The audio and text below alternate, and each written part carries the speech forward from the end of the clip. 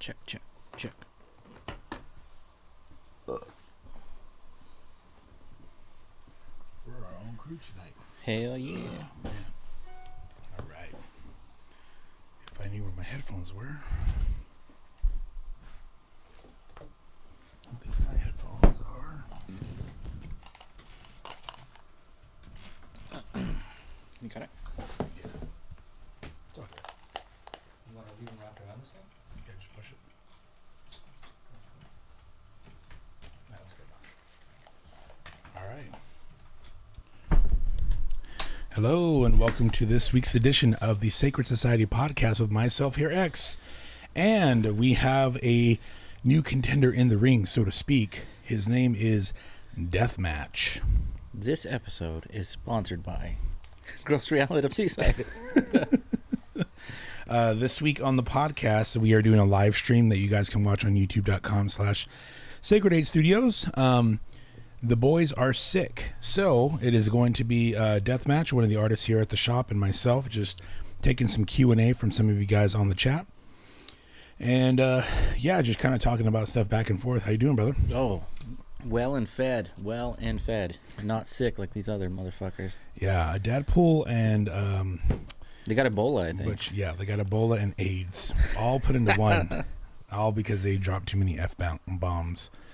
But how you doing, man? How's your week going? Good. It's better now that we ate. What did we have? We had Thai food, right? Yeah, Thai food, yeah. Hell yeah. Oh, goddamn, what a fucking week. Oh, yeah, this weather's been immaculate. Well, so let's start off with you. So El Nino is back. El Nino's back. When we were kids, what was it? I never got to see him on tour, so. When did El Nino come out? It was 97? Mid-90s, yeah. I remember thinking, like, we were going to get flooded, and I was like, hell yeah. In my hometown, we did have a flood. We had a, what was it, 90s? Let's see, 1990. The most notable El Nino years included 1982 to 1983, 86 through 87, 97 to 98. Yeah. 97 to 98 was so strong that it started to gain national attention. Yeah, that's when it was like really big. Yeah. So in my hometown, which is at the ass end of the county, there was like 3 or 4 places that had flooded, but the one that was the worst was the trailer park. Yeah. The trailer park had this huge fucking divot off of 2nd Street, and it went straight into the golf course, and it ended up becoming like a pond to the point of like you would have to swim to the rooftops. Yeah. And that was pretty bad. But yeah, our fucking front tree in the front of our house got ripped out. Tight. Just straight up, and I was like fucking perfect. You were that strong as a kid. You're like, oh. No, I mean now. Oh shit. Yeah, like that happened this weekend. Like we were there and we heard something scratching against the window. So Sanzu and I were looking outside, and the tree had fallen the other way, but had it fallen in, it would have just smashed our window. Oh shit. So we got lucky. What happened with you? You said your fence went down? Oh, the fence was wobbling back and forth like 2 feet in every direction. How was it? More rain or wind for you? It was a wind. Let's see. Hit up chat here. How do you view the chat? Oh, you just go to YouTube. I'm on YouTube right now. Ah, there you go. If you have any questions, hit it. Let's see. So what is Deathmatch? It's everything and nothing at the same time. That's my enigma. How did you come across the name Deathmatch? Deathmatch. I've always been a wrestling fan, and like the most hardcore, like bloody matches were always the death matches. You know, barbed wire death matches, exploding barbed wire death matches, like all these crazy stuff, like in Mexico and Japan and blah blah blah. You know. Yeah. So that name always stuck, and I was like, oh, I like that Deathmatch. What do you feel? I don't know. I can't figure out why it's not doing it on yours. Don't worry about it. Do you prefer American or luchador wrestling? A little bit of both. Because it's like everybody's so fucking creative now, and you have access to all of it now. And I remember just being on Sundays watching Lucha Libre on like the Spanish station, you know. But also growing up watching, WWF.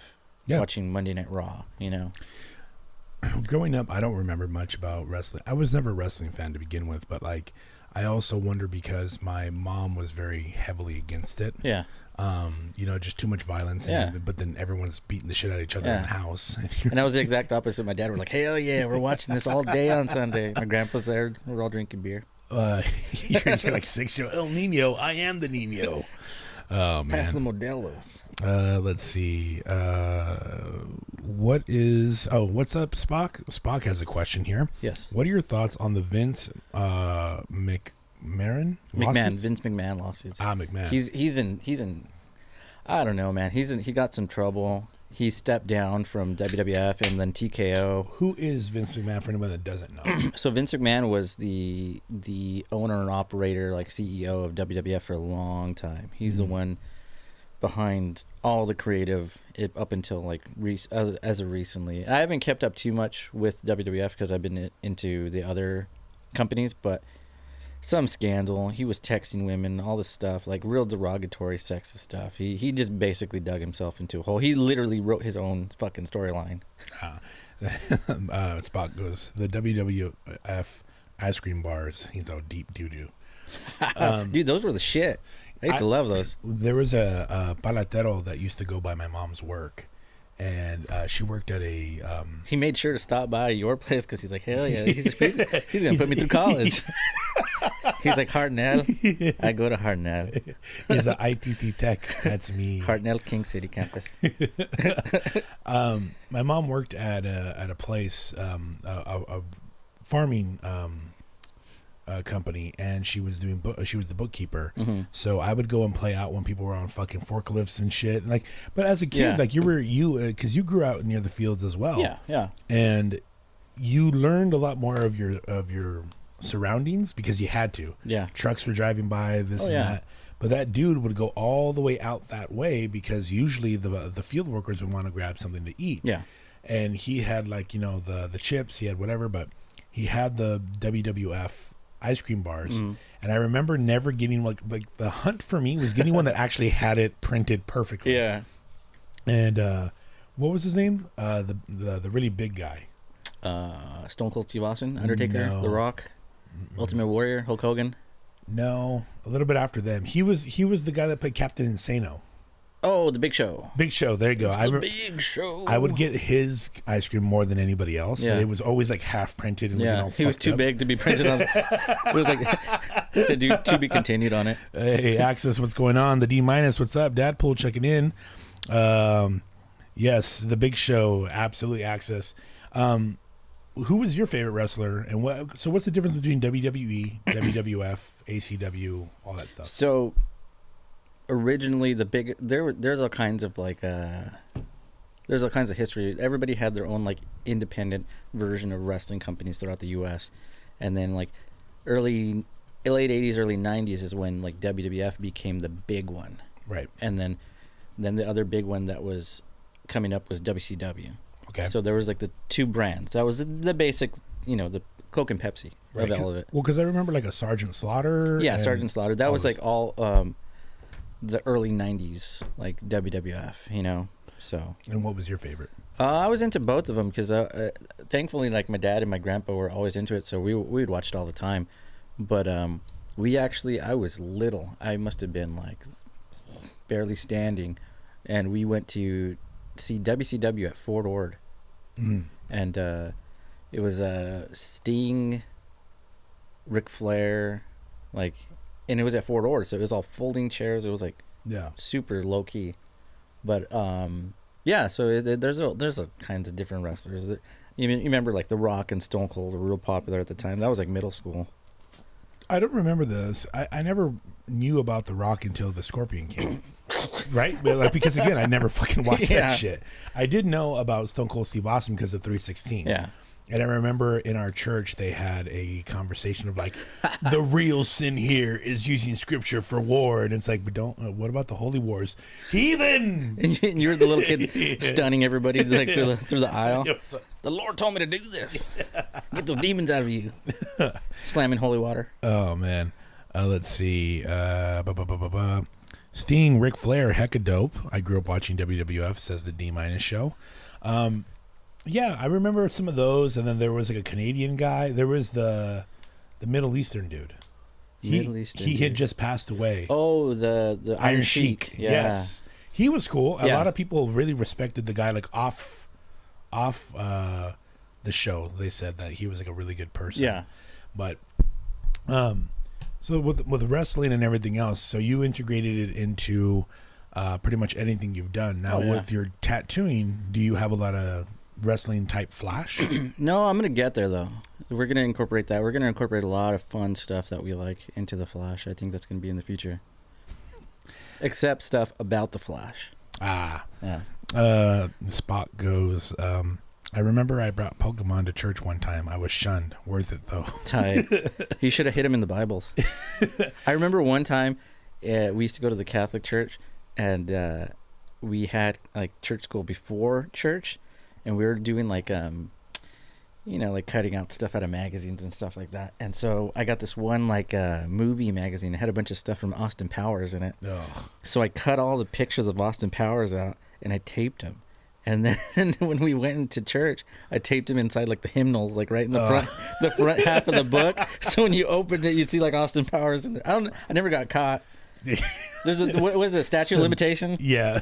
On Austin Powers, I think it's 30 years. Yeah. The nuns are gonna be like, exactly. We remember. Yeah, exactly. We got you, boy. We remember you be bad. I got to watch WCW on TBS when we had cable, and I thought they had more hardcore wrestling styles moves than WWF, says D- show.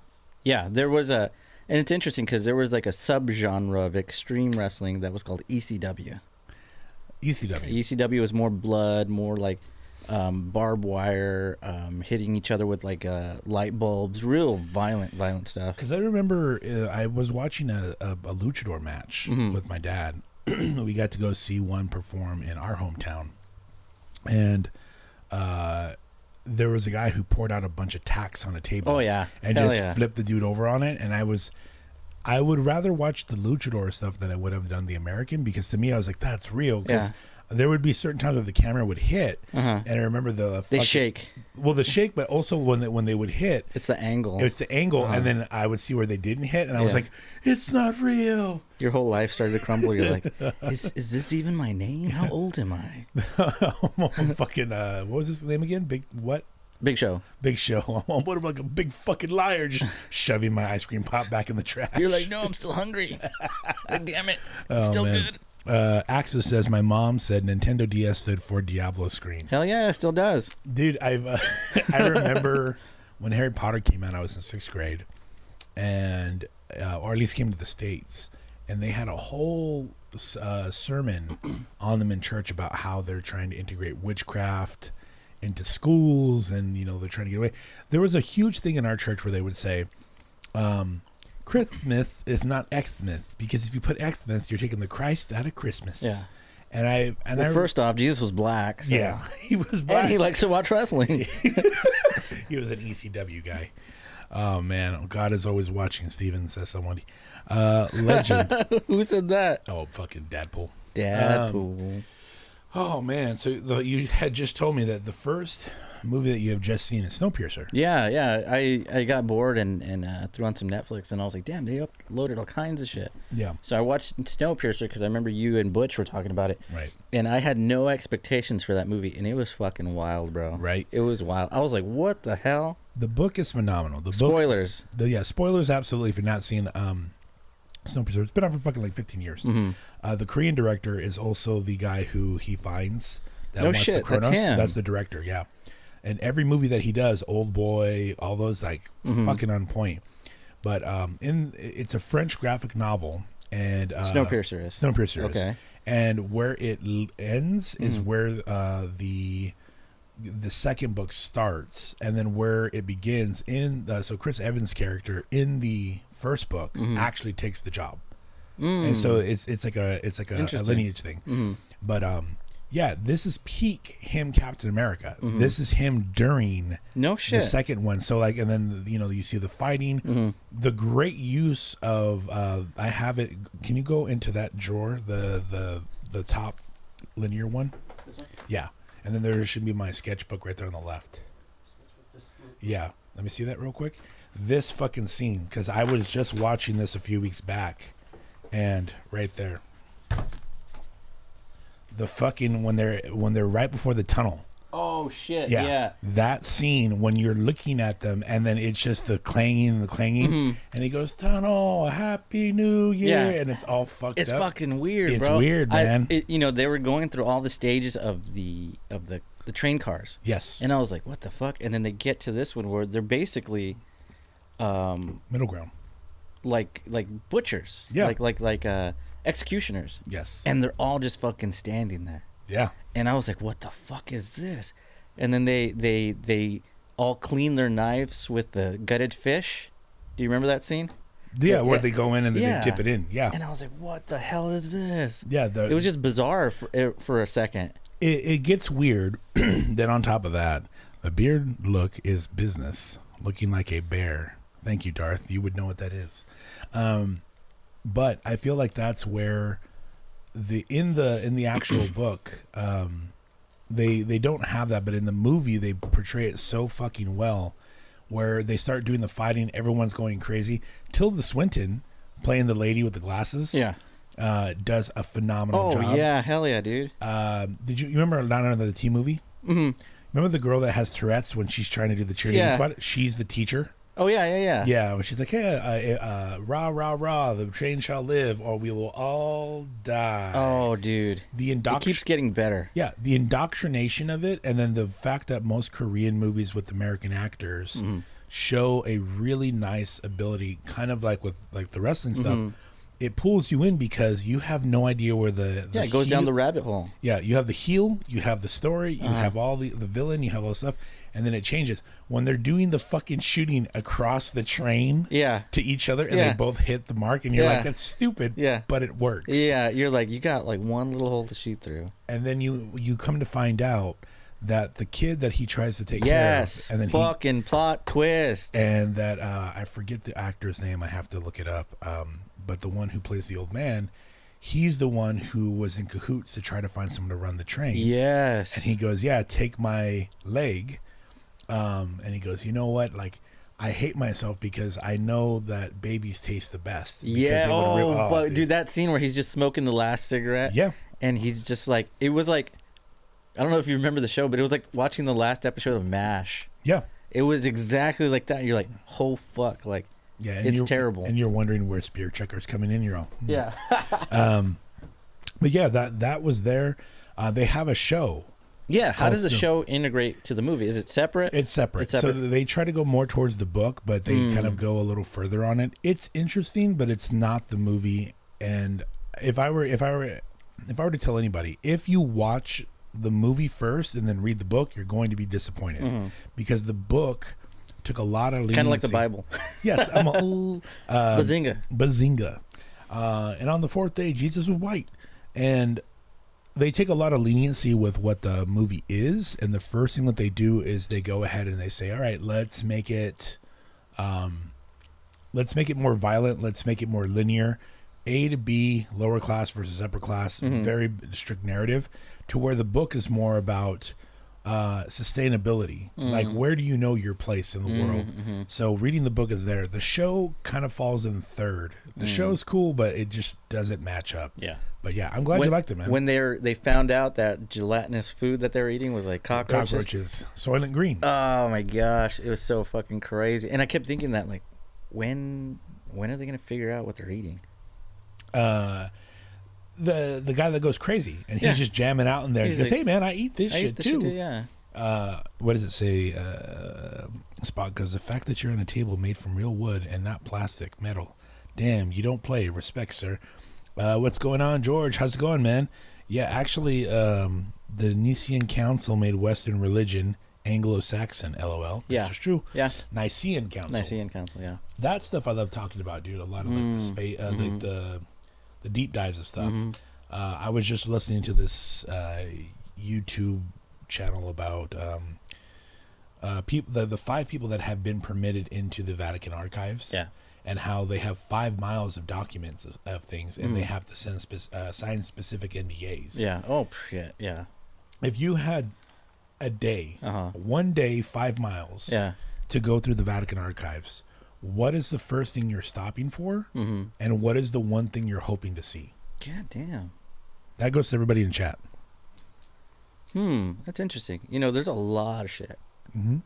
The thing that interests me the most would probably be like the quote unquote missing years of Jesus. Yeah. When he's like between him being like a teenager and him being like 33, like where'd he go? From 13 to 32. Yeah, and then there's like the theory that he went into like the Eastern religions. Like he traveled to India, he traveled to like Asia and stuff like that. And I was like, I wouldn't doubt it. Yeah.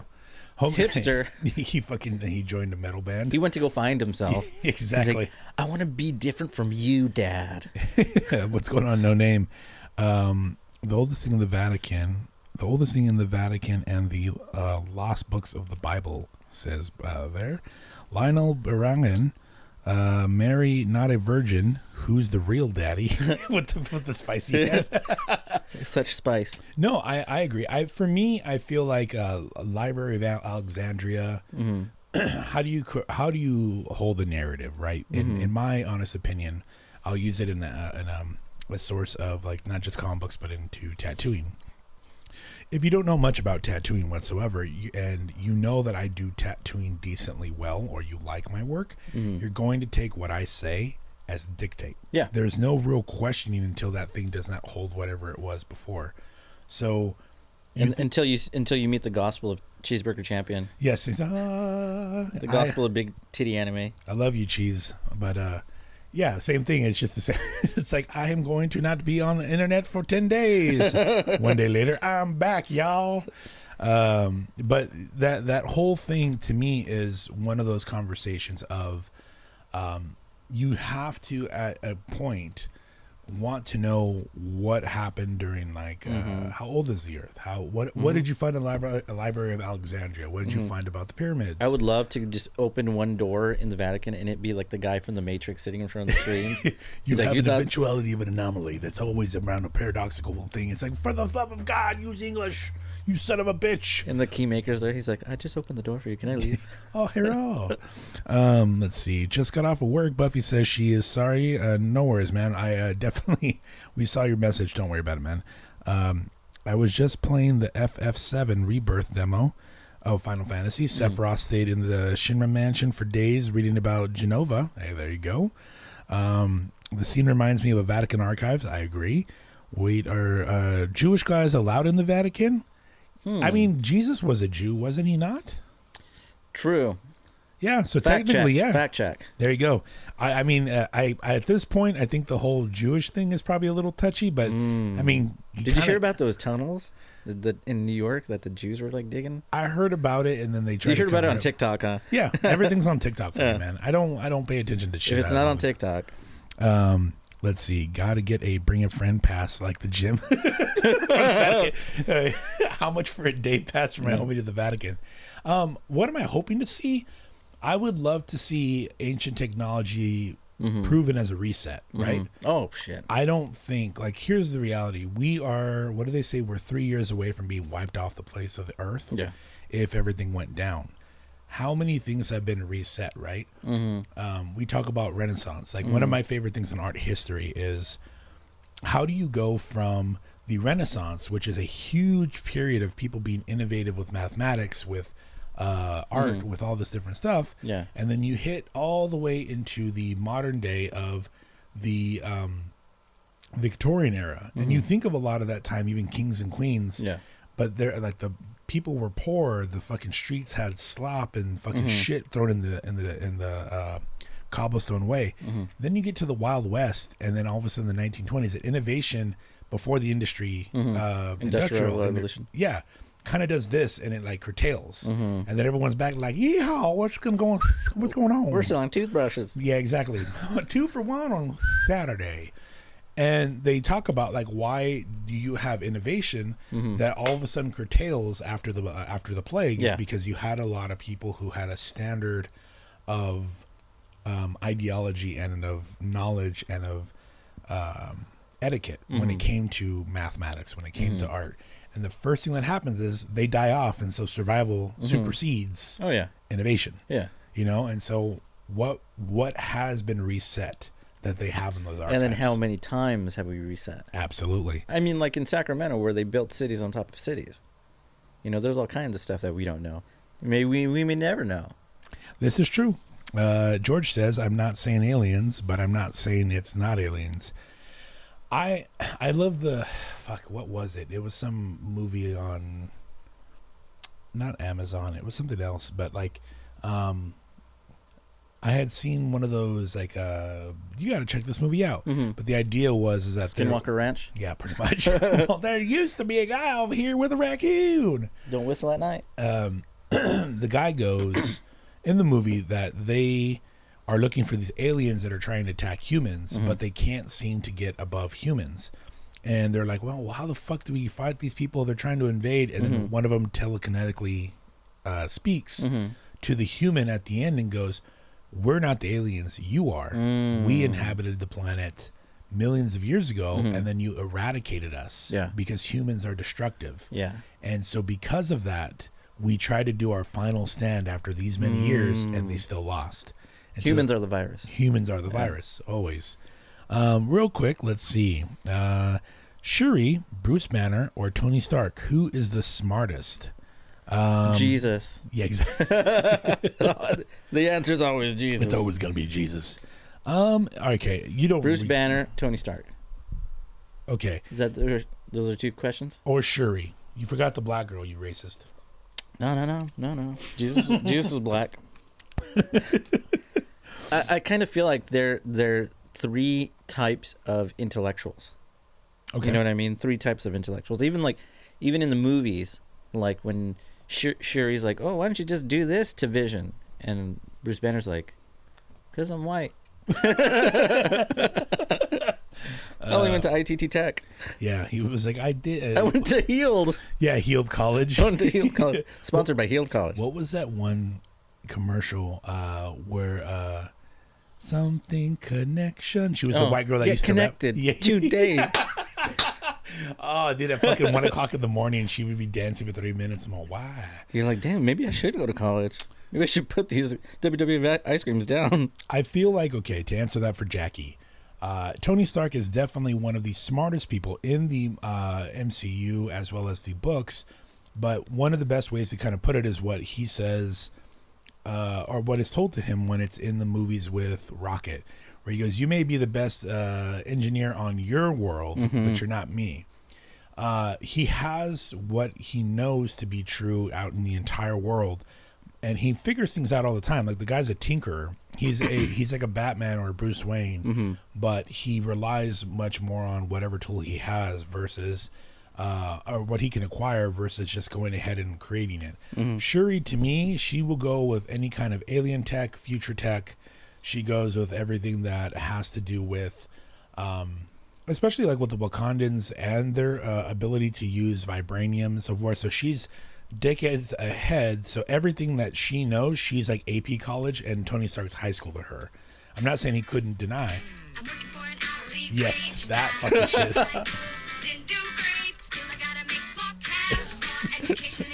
Oh man, we're gonna get flagged for using that song. Oh god damn it! Not enough people going to college.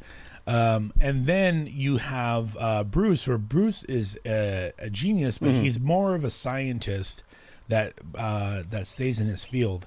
Mechanics wise or quantum physics, he knows an amount, but he doesn't know everything. And he could have had everything under control had he just gone to therapy. Yeah, absolutely. And fucking everything in the MCU is Tony's fault. Yeah. If he didn't touch anything, it would be just fucking fine. Yeah. Shuri had vibranium to make stuff, so I guess she's smarter by default since she had a higher end tech before other people. But Tony did make time travel with their tech. First off, Tony didn't make time travel.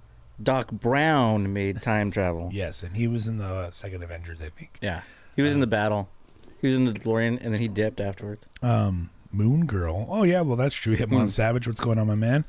Moon Girl technically is the smartest person out of all of them. I would still give it to add to Jackie's thing. It would be Shuri in my in my honest opinion. The Aztecs were cleaner and much more advanced than most European cities at times, yet we were the savages. Pish, says Darth Legatus. Here's the thing. I do believe that at some point, there was so much more technology that was there, but it was chemical warfare, basically, germ warfare, when they got taken out. But the idea of being advanced and not being savage are not exclusionary, at least in my opinion.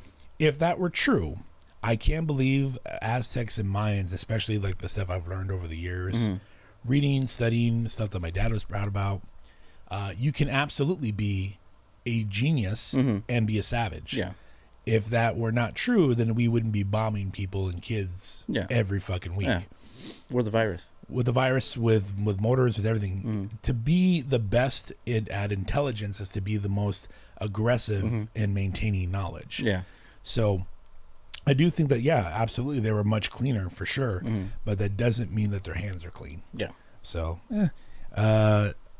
let's see. What movie do you think is the one that you watch the most? Oh, shit. I'm fucking have like 5 movies that I always watch the most. The go-to movies are, it's interesting. There's a lot of 2. Spider-Man 2. Okay. Back to the Future 2. Ready Player 1. What else? Ready Player 1, 2. 1, 2. 1 and 2. No, but like, familiar movies that are just like good movies to watch. Pacific Rim. You remember Pacific Rim? That was good. Guillermo del Toro. No shit. Yeah. Nice.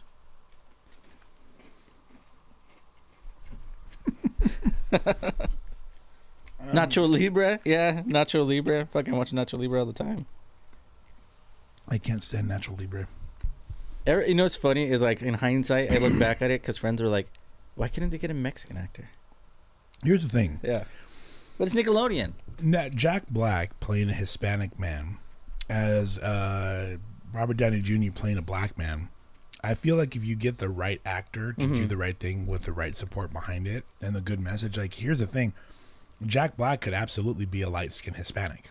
He can be a fucking turtle, too. He could be anything. Yeah. But I know a lot of people, the way he was, it was like Coco. The reason why Coco, to me, was better than The Book of Life was because the way that they animated half of the characters, the speech, the tone, those were true people who grew up in a Mexican or Hispanic household, Salvadorian, Guatemalan, all that stuff. And they spent time with people and their mannerisms. Yeah. You can't fake. One of my favorite things I've ever heard as a kid was that Mexican children or Hispanic children are like dogs. Yeah. And I was like, all right, cool. You're playing at a fucking park and all here's... Yeah. Oh, yeah. Everyone stops. Yeah. Which dad is it? Which deal is it? That's dude, my dad. Yeah, that's for me. Yeah. I kid you not, dude. It's funny. Like, that was like, we got to go find your mom. Like whistling. And it's funny, too. My brother just texted me right now. Movies that we watched all the time, Blood In, Blood Out. Okay. If you had not seen that movie by 5 years old in a Mexican household, one of your parents was white. Yeah. No, that's fairly true. What was your parents' whistle? I forget. It's been so long. My dad's was something similar like that. And then my dad, when he was specifically like when he was trying to get my attention, but when I was in trouble, What comedian was that? Did you see that comedian recently? He's like, or was it Joe Coy? He's like Mexicans can whistle. He's like, it's like being in a bird sanctuary. Yeah, I think that's one of those things that when it comes to Jack Black playing, the only reason I don't care for the movie is because at the shop I used to work at, every fucking day it was on rotation. Yeah, bubblegum. Oh yeah, bubblegum. It's a great movie. Not 150 fucking times over and Did you know Ramses died in real life? Yeah. The El Blue Demon, his fucking son. Yeah. Which again, for anybody that doesn't know, Ramses, his father, was the famous El Blue Demon, as well as I forget the other word that the other name that they gave it to him. Somebody would come out and chat, but he was the one that you would watch in the old movies from Mexico. That was like him versus Dracula versus that, and he would fucking wrestle the Wolfman, dude. I fucking love that shit. Yeah. Okay, question of smarts. Who is smarter, Mr. Terrific, Lex Luthor, or Batman? Batman definitely says, especially after the 552 issue, that Mr. Terrific is the only person he will go to figure something else figure something out with that person when it comes to otherworld technology. Again, I think it's a Shuri thing versus a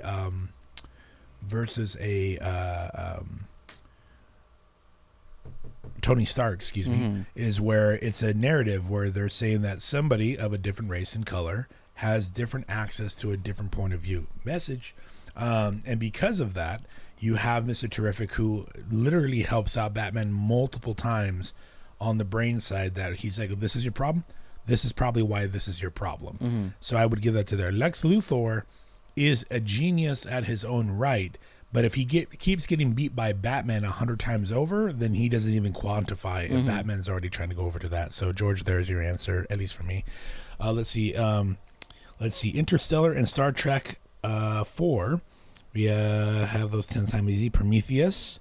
I Love You Deathmatch, says Killer Motors. Fucking Edwin. Mushy. Gail Messiach, the Irish Mexicans. Jack Black should have played the dude from How to Be a Latin Lover. Shawshank Redemption. And Blood In and Blood Out. Damn nice. The one that I would watch a lot when I was a kid, because I was really into RoboCop. I was into Dick Tracy, all that stuff. But my mom never, ever caught me with the movie. Nice. Was Starship Troopers. Hell yeah. First and foremost, great fucking movie, right? Just the idea of like, Buenos Aires. Yeah. Check out all these white kids in South America. It's funny that you say that, because I just watched a YouTube video where they were saying that they were all Nazis. Pretty much, yeah. There was propaganda, like it was a fake reason to go to war, all this stuff, like quote unquote. So the whole reason why is like, you got to think about it. There were a bunch of blonde-haired, blue-eyed white kids that were in South America. Yes, where quote unquote Hitler went off and started his eugenics program, and all the twins. In real life, there's like fucking villages down there with twins and shit. Absolutely, there's a whole thing about that. What's the one? Is it Operation High Jump? Did you ever hear about that? No. The Nazi base in South Antarctica or something like that? No. Yeah, dude. What is it about? It's so after the war, they were missing a bunch of Nazi submarines. And so a lot of people said that there was a base down at the South Pole. And sure enough, like the U.S. went down there. I forgot who went down there, and basically got their ass handed to them. Oh, wow. And they were saying that there was quote unquote spacecrafts that can fly from pole to pole, meaning like UFOs or something. I know a woman with the interstellar name that can dance pole to pole. Hey. Mom, come home. Does she still work at Grocery Outlet? She's a half off this right here. Hell yeah, dog. Half off chicken tenders. So that was the whole thing, and then Neil Patrick Harris is in it, of course, our boy Johnny Rico. We should do tattoo flash of that fucking. Oh yeah, I would logo. absolutely love to do some. Let me know if you guys would want to get some tattoo flash of fucking some of the older 80 movies. But it was that one and Demolition Man. The 3 shells. Yes, my fucking favorite thing was when he would always be like, "Hey, fucking 3 seashells, let's go." Hey. When he started cussing and he just started. Yeah, Rob Schneider is in there. Oh yeah, Sandra Bullock, where she's like, "Let's go blow this guy. Let's blow this guy away." You're just like, what the fuck? I hope Sylvester Stallone's watching this. Yeah, and on top of the fucking fact that there was a goddamn polished car in a sewer that's sitting there, and it's like, what kind of burger is this? It's un burger de rata, hamburguesa de rata. This is a rat burger. This is the best damn burger I ever had. Put him back in the freezer. Nobody gives a fuck. Wesley Snipes, of course, fucking great one. Oh yeah. But in Starship Troopers, my mom would see me watching it, or one of my aunts would, and they'd be like, fucking this again. The fucking football. And it looks like cheesy Power Rangers. All right, we're playing football. Then they go into academy, and she's like, I don't want to watch this. And then comes the shower scene. Hell yeah, and doggy I was dog. like... You're like, rewind. Yeah, rewind. right, yes. You're like, Is anybody looking? why are you behind the couch? Oh man, somebody goes, let's see, what about a boy number 5 from Short Circuit? Let's see. Darth Legatus. Taco Bell. Demolition Man was great. Taco Bell. Oh yeah, Taco Bell's going to be the place of the future. Have you seen what's the fancy Taco Bell that they have now? Yes, Sansu went to that. Yeah, but what's it called again? I don't know, but it's in Del Mar, and that one. There was one in San Jose, and then there's one in Del Mar, and where you can have like margaritas. Yes, and you can get the shits. So Sansu got the shits, huh? Well, it was funny because I was like, "What was it like?" She goes, "It was just a really expensive Taco Bell." Tight. I was like, "Oh man." But I'll never forget in that movie how, as a kid, you would watch that and be like, there's no fucking way people are going to ever have this kind of life. San Angeles. And he goes, we are going to take you to Taco Bell. Yeah. Do you guys have any salt? 2024. Yes. Here we are. Yep. So much so.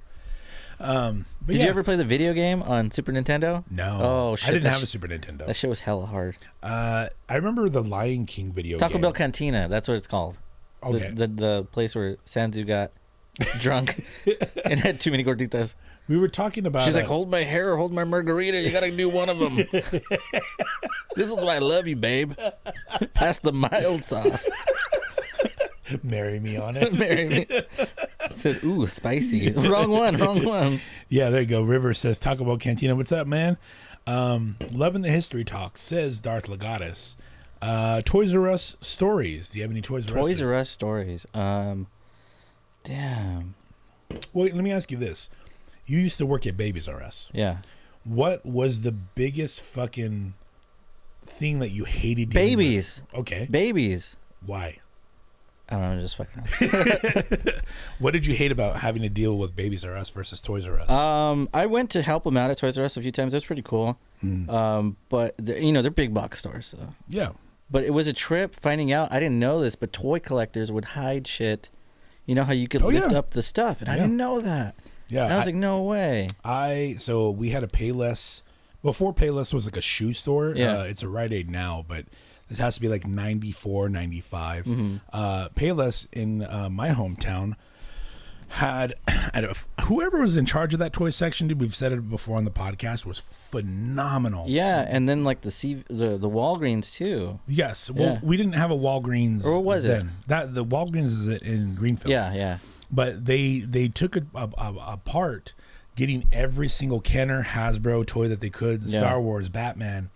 And my uncle showed me one day. He goes, check this out. And you would take out the angled displays and you would lift them up and he would hide shit in there. And he goes, we'll come back on Thursday. Yeah. And you would wait all week and then you would be having that panic of like, fuck, is it there?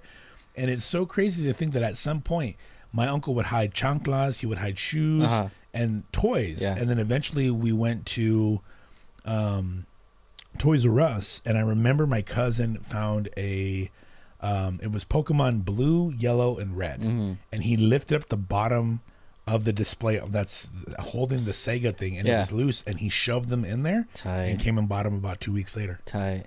Ugh, man. Toys R Us, KB Toys. KB Toys. I remember KB Toys when I used to buy. I used to get stuff there from Christmas for like the X-Men toys, the original X-Men shit. Like all that shit was really... The tall ones or the short ones? Short ones. Okay. And I regret, dude, remember I told you that one time I texted you from like the flea market and the guy had a bunch of the 10-inch. He had all of them, dude. Yeah, and I wish I would have fucking bought them too. I know, dude. I went back like a month later and he's like, nah, those went quick. Yeah. He said, Drew or stupid? Hey, stupid. I remember you, stupid. Darth says, mine was always going in to play Banjo-Kazooie and Crazy Taxi. Tight. On the on the McDonald's?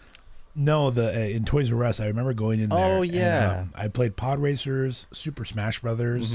I had to save up 3 progress reports to get Super Smash Brothers. Tight. And then I got it at home, and I was so fucking livid. Yeah. Because it was a fighting game. Yeah. I hate Street Fighter. Because you went to church, you're like, I hate fighting. Yeah, exactly. Why can't we just pray for each other? We fight every day in this goddamn house. Why the fuck do I gotta buy this? We need to fight the demons. We need to fight the devil. Oh, god damn it.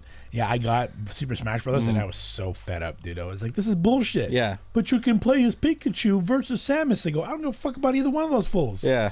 Oh, man. And it was, at the time, I bought with my own money, I had bought the Pokemon Stadium N64 with Ocarina of Time and Super Smash Brothers. Nice. And I had saved my money, did everything, and I remember I had like $300 that I had saved from doing all these chores, helping out, doing carports at the places.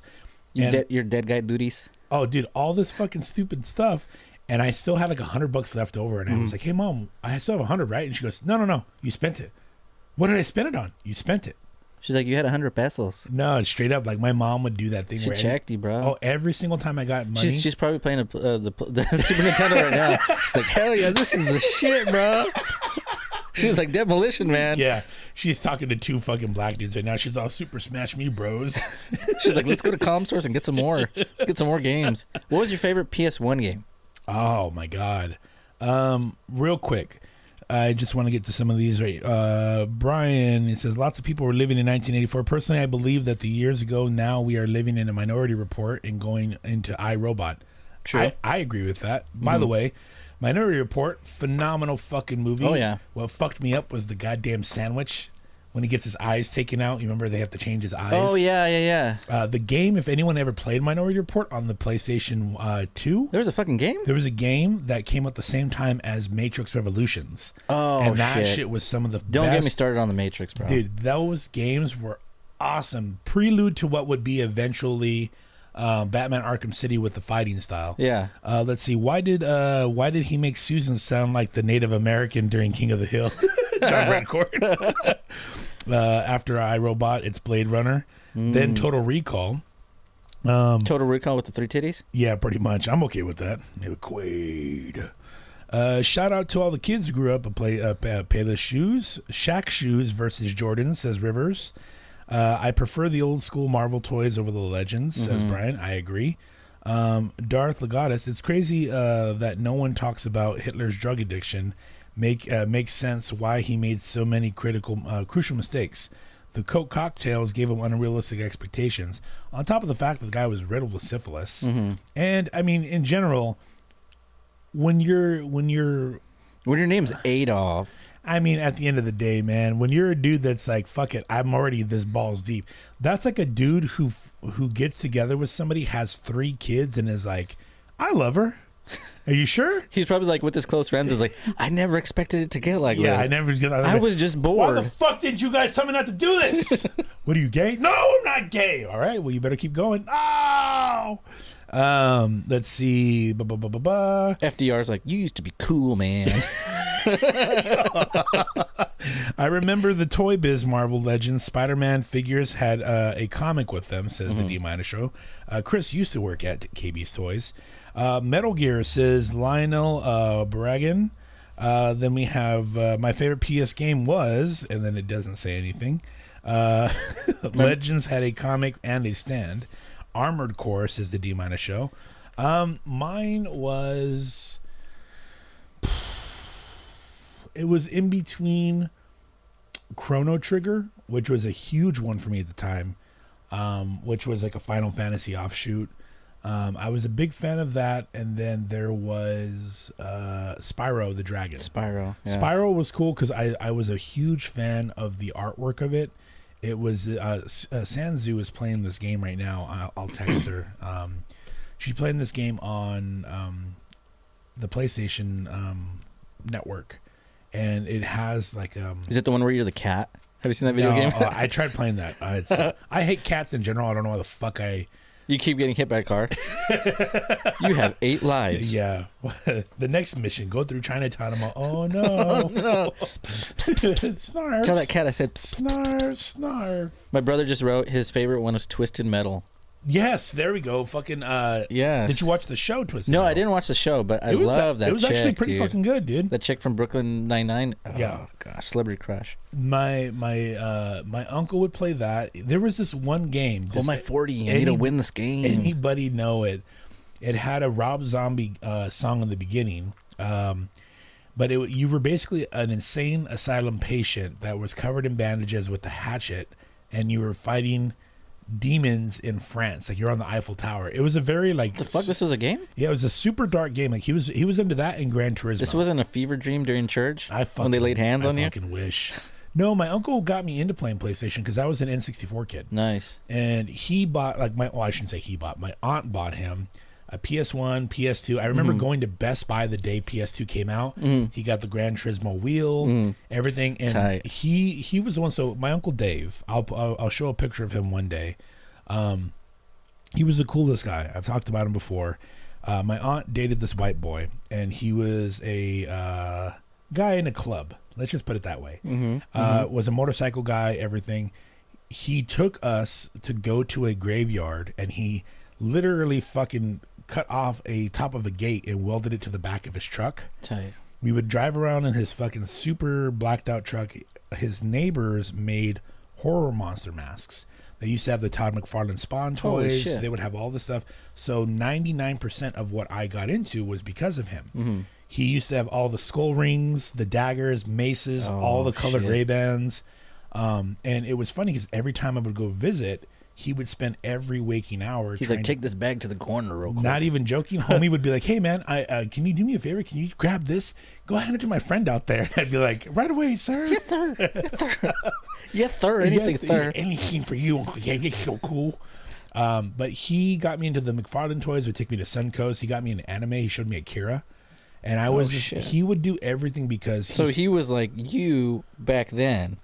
Because he knew what my parents were like, and so my mom was always working, my dad was always working, but they were very rough, and he came from a rough background, so he was like, "Hey man, do me a favor." He goes, "This is cocaine," like straight up showed me, and he goes, "You know what this is?" I go, "Yeah, my dad does that." And he goes, "Don't do this, bud. Make a promise."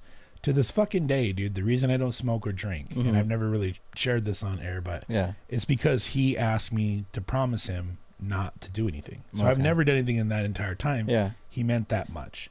So on PS1, PS2, he goes, check this out, dude. Twisted Metal. This, that. And my Lara Croft Tomb Raider, he found a Game Shark thing that made her naked. And I was like, what the fuck? Holy fucking shit. With a pillow on your lap the whole time. This is so cool. Yeah, I'm all, can you take this out to your friend? I need 5 minutes. I need to go to the restroom, guys. Oh, man, dude. Fucking A. Oh, you know what was my favorite my favorite game? And it's like a very unwell-known game, but it was because... You remember that movie Hackers? Yes. Hack the world. And they were playing Nitrous Oxide. You remember that game, Nitrous Oxide? Absolutely. That game was my favorite PS1 game. I have a playlist on my fucking Spotify that's called Hack the Planet Express. Nice. And I always think about that movie because of Matthew Lillard. Yes. And that SLC Punk. Just watching what the 90s considered to be punk rock and edgy. The world was going to end if you didn't have the floppy disk. Yeah, 100%. We were talking about this a few podcasts back, but what were you doing during Y2K? I was on that episode, remember? Oh, yeah, you were. Okay. I was filling up my bathtub with water. You were? Yeah. Yeah, I was on the church convent grounds where they all thought that we were going to fucking create a cult. Yeah, tight. You're the only one that didn't drink the Kool-Aid that night. You're like, this tastes funny. Yeah, I don't like cherry, brother. Oh, man. Why is everybody sleeping? I remember... You had the Nike shoes? Mine were the Velcro. What were they called? The FL... They had an F. Fila? The Fila shoes. There you go. I remember asking my mom one time, I was like, how come... I go, you never bought me fucking shit, dude. But you did get me the light up shoes. What made you get me that? And my mom, without missing a beat, goes, dude, there was a guy that was fucking kidnapping kids and probably raping them. I was hoping he'd pick you up, but no luck. And I was like, oh, well, that's cool. Oh, fuck. She's like, that's the only way I can see you at night. Oh, man. Let's see. I think that's what I missed the most about the 90s, right? We've talked about it on past podcasts about all the different movies, the music, everything that came out. But we were watching Dracula 2000 a few months ago, Susan and I, and old Sanzu had never gotten to go to a Virgin Record store. What? Or a Tower Records or any of those, at least at their Sam peak. Goodies? No. The Warehouse? Nope. They in Modesto, they have the last Rasputins in California. Shit. It's called the Mad Monk.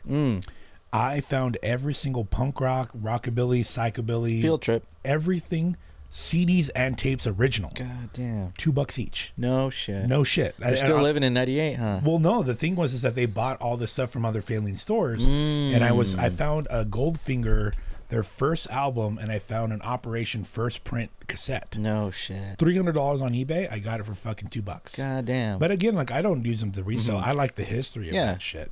And that'll pay the bills one day. Oh yeah, one day I'm almost Scott's not dead. Pick it up. What has to be the fucking biggest thing about the 90s you miss? Not paying bills. Not paying bills. Oh man. Oh yeah, and Joff. Hey, what's going on, Joff? And he goes, and so the porn addiction started. Oh. I love Laura Croft. I love triangle titties. Well, what has to be one of the biggest things from the 90s that you miss? Oh man. Well, one of them was the show what was it? Sliders. Remember Sliders? No. We'll come back to that. 90s. Oh shit. I don't know. Cartoons. Up next. You remember the three girls that would have to go into the guys? They're going. Oh, next. There you go. Oh gosh, we were watching. Where were we watching? I was watching that at my homie's house, and I was like, "This was the height of MTV." Yeah. Until Rob Dyrdek took over. Fucking TRL. TRL. Yeah, TRL was a big thing. Carson Daly, dude. You couldn't go anywhere without seeing him. For me in the 90s, I'd have to say music. Music was a huge thing. The shows. We were very lucky. Joff would know this as well, but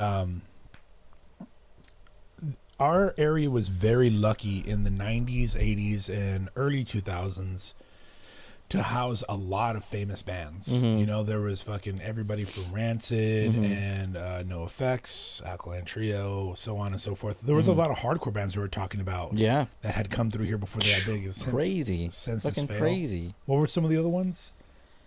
Avenged Sevenfold. Yeah. They played in Soledad. Yeah, Bleeding Through.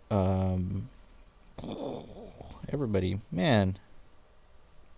Oh, fucking Celebrity Deathmatch. I remember that. Celebrity Deathmatch. The dream to get on TRL. That's what Rivers says. He's in the back. Rivers has a Sacred 8 sign. He's, I love you, Justin. You're my man. I missed the shows back then because there was this idea, especially from like a musician's point of view, where you could go to a gig. You would pay $8 to $12 to see somebody. $20 max if it was like really high end. Yeah. You could go with $50 to $80. You'd pay for an entire fucking tank of gas, slice of pizza, and then you can get 2 shirts and a fucking cassette or a CD, and still see the fucking band. Yeah, like that was awesome. Like now it's $300 to see Blink-182. Oh my god! Well, there is a thing with like the Super Bowl. I'm not a big sports guy. But, it's the most expensive tickets to the Super Bowl, huh? So they were talking to what the fuck is his name? He's an old basketball player. But they were talking to him and Charles Barkley, I think, or some shit. Yeah. But they were talking to one of them, and he goes, "How much do you think the first Super Bowl tickets were? Like the very first one?" And he goes, "I don't know, 15." The other guy goes, $4. And he goes, $12. He goes, "How much are the current Super Bowl tickets?" And he goes, "I don't know, maybe like 4,000 because they don't pay. They get to go." Yeah.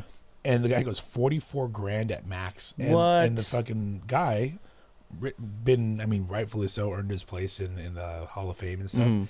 Goes, "I don't care how much money you have. If you're spending $44,000 on a fucking ticket to watch something, you're fucking stupid." And it's rigged. It's rigged, 100%, 100%, dude. Have you heard the theory that Taylor Swift's gonna get proposed at the Super Bowl?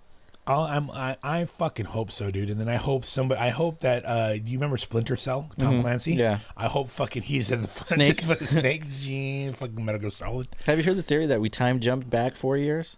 No. Because the same teams are in the Super Bowl, and then Biden and Trump are at it again. You know, they're saying we time jumped back 4 years. I wouldn't doubt it. Maybe. Joff says good riddance. Yeah, that's another band. Absolutely.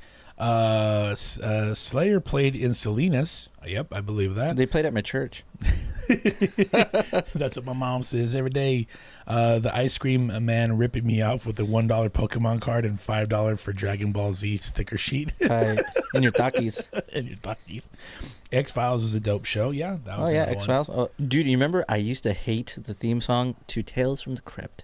Why? I hated that. Like, I was like, if I ever see him, I remember thinking as a little kid, I was like, if I ever see him in person, I'm gonna beat him up. I'm over here. I'm like, I fucking love you, Crypt Keeper.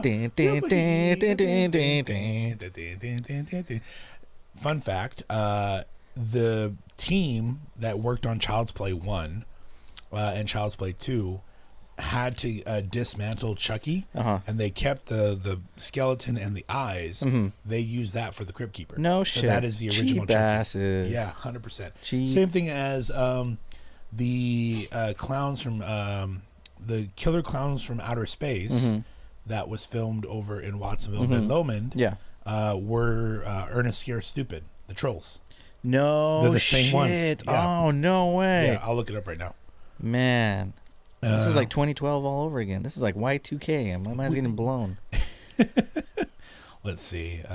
Killer clowns. You don't have it. You don't have it bookmarked. Yeah, right. I'm all, did you fucking know? Let's see. Ernest. Ew, this mic has a hair on it. What the fuck? It's you. There you go. From the... Ew, dude, those fucking trolls scare the shit out of me. I loved that movie so much, and I just remember when we watched it, the whole thing of it's like the only way to beat them is with milk, and they had to keep putting milk on them so they would go there. Yeah. And one of my fucking dad's friends was all, "Wow, they're putting bukkake on them." I was like, what's that mean? And my dad's like, "Hey, don't Google that." You're at the school computer like, bukkake. Yeah. My dad's all, don't get on the internet. We only have 20 hours left on our AOL disk. You keep looking at Laura Croft. You're like, Dad, I'm gonna marry her one day. I do remember trying to download. So I've told this story in the past on another podcast that I got invited to years ago, and it was what was one of the most embarrassing things that has ever happened to you. And I said, I remember I was at my aunt's house and I had typed in and I was looking for Asian video game, and I was looking for Final Fantasy. Oh shit! God, Asian fantasy because I keywords. I had no idea what the game was. Yeah. Because they changed it, so I was like, it's not Final Fantasy, it's something else. So I typed in like Asian girl fantasy, and then I forgot to put game, so I put it in, and this porn site comes up, AsianAngels.com. Hell yeah! And I fucking go ahead, and I'm it's downloading, but the page is going. Yeah. And so my entire time I'm trying to like look at it, and I just see titties. I'm like, oh my god! You're like, oh my gosh! Exactly. I love this. I'm a mile. Get the 3 seashells. Get the printer paper out. I'm gonna print this. Oh man, real quick. Let's see, bro. Let's go back real quick. X-Files was dope. Gonna stand on my soapbox right quick. In the lowest tickets are $6,600. I spend about $500 a month on groceries for a family of 3. All of that in mind, seat is 1/2. Filled in the stadium, could feed a family of 3 for a year. Oh yeah, absolutely. Yeah, absolutely. There's no fucking need to go and do that. If anybody wants, we'll stand on that soapbox with you. Yeah, absolutely. I'll use the soap in that box. If anybody wants, can have that box when you're done. Possibly fucking want to watch it if they do any kind of paywall now. Is because they got rid of tailgating, they got rid of everything. Yeah. Because in Vegas, everything's a charge. You know, so it's in Vegas. It's in Vegas. I don't know anything about sports. All I know is that the Niners did not like the grass that they had, so they had to fly in new grass. Oh, I believe it. Yeah, you know, 100%. Joe Montana's like, this tastes weird. I'm still playing, but there was somebody who had put it out there. If you have no access to cable, go to Reddit and go look up AsianAngel.com. Sacred8.com /Sacred8. Go ahead and look up NFL streams, or they call them can't view streams, and those ones are people who upload. They'll buy it and they'll stream on Reddit that you can watch UFC fights, everything, because people are like, fuck it, like I'm not going to give them $1 million, go for it. So more for you. Okay, let's see. They still have a WWE. Blah, blah, blah, blah, blah. Sorry. I love Tales from the Crypt. Joff says, bro, do you remember the WWF paletas? Chocolate? Yeah, we were just talking about that at the beginning, man. Rewind this, damn it. God, yeah. Julian, I was talking about when I was over on First Street by Rio, that the paletero would go over right where Oscar and them used to live, and how I would get the, what was his name? Big Show? Big Show. Yeah, I would get the Big Show one, but they never had him printed. It was just his butt and thigh on there. And you're like, this tastes funny. Well, why is it just printing his crotch? It's extra chocolatey. I'm questioning myself. Suck it on the stick. You're like, Yeah, WEW. Let's see. They still have the WW ice cream, but they don't got the box because you would get tear outs, right? Like yeah, cards? you'd get the card.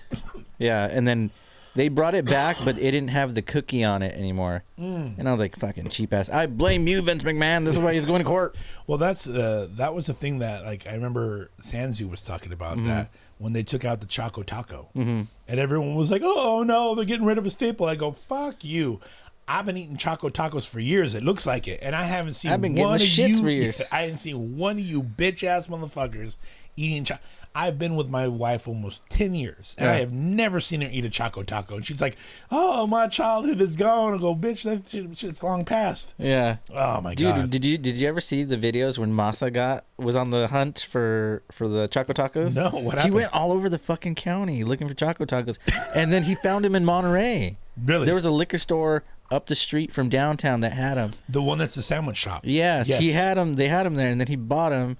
And he should have sold him because then he could have probably put his kid through college. Let's see.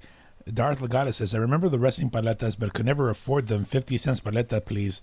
Yeah, but yet you took $1 for fucking Pokemon cards and $5 for fucking stickers. Priorities. Huh? Dang. I like the beanie. Where did you get it? Says No Name Collect. I got it at Zoomies. Raiders for life, yo, says. Hell yeah, dog. Says a prison. Prison. Soledad Prison. Yeah, this goes out to Spock in Soledad Prison. Hey, Raider Nation, bro. How do you know a Raiders fan? You know them because the parole officer is there. Rivers, my kingdom for a Choco Taco, he says. Oh man. What was do you remember the old Lucas? The ones that you would push up and then have the stringly hair. So that was actually glue, huh? So in my elementary school, well, Joff and I went to elementary school together. I thought Lucas was the powder. So they had one, and then they had the actual the squeeze paste. Yeah. So they would sell those, and for some reason, you remember the lemon ones, the little packets? Oh yeah. We were little kids just eating fucking seasonings. And here's how fucking poor were we? These salt packets are great. Man, they're gonna add pepper to these things. I remember one of the kids, and Joff, you probably remember him. It was Chris Apparito. Had came into the shop, into the classroom, and it was my teacher, Mrs. Clay. They got a pixie stick and they cut off both the ends, and they would take the lime and they would snort the fucking lime. Yeah, dude. The fucking bird. If anybody in South County still does that, they're probably in Soledad Prison right now. The Raiders fans. Hell yeah, dude. Raider Nation, bro. Oh, I'm pretty sure the prisoners are watching. The prisoners are on the live stream right now. They're like, hey, where can I watch the Super Bowl again for free? Crack Streams. Crack Streams 2.0. God damn it, dude. Fucking I remember that they were snorting the fucking lemon lime shit. And to me that was probably one of like the most like, oh my God, this is crazy. But that was after you signed your DARE contract out. You're like, guys, we can't be doing this. I still have my DARE card from when you get pulled over, you're like, here's my DARE card. And they're like, oh shit, you're not drunk. Tight. Like, no breathalyzer. Oh shit, you're not drunk. Just a fucking virgin. They're like, but that's a lot of McDonald's bags in there. Just fucking I reach for a gun and just oh man. Oh shit. Oh shit. Man, I remember that. But when they had the push ones, they were selling them at school. We had a teacher named Mr. Muncie who would go and get he would get corn nuts. Now the corn nut factory used to be in Greenfield, California, which was a town up from us. So corn nuts in our area were super fucking cheap. And because they were cheap, you could get those chocolate bars and he would sell them for $1 each. And he would send all the kids out to basically sell for him. Yeah. And you would get it, whatever, and then we get the picante, fucking corn nuts, whatever. Yeah. Well, one day there was a huge recall on the goddamn Lucas ones. Yeah. All the Mexican candy got recalled. Nice. In the factory, they had a huge issue because all the barrels had been lined with lead. Tight. And after they brought them back about 2 years later, it did not taste the same, and half of the kids were like, nah, I'm good. I don't like that anymore.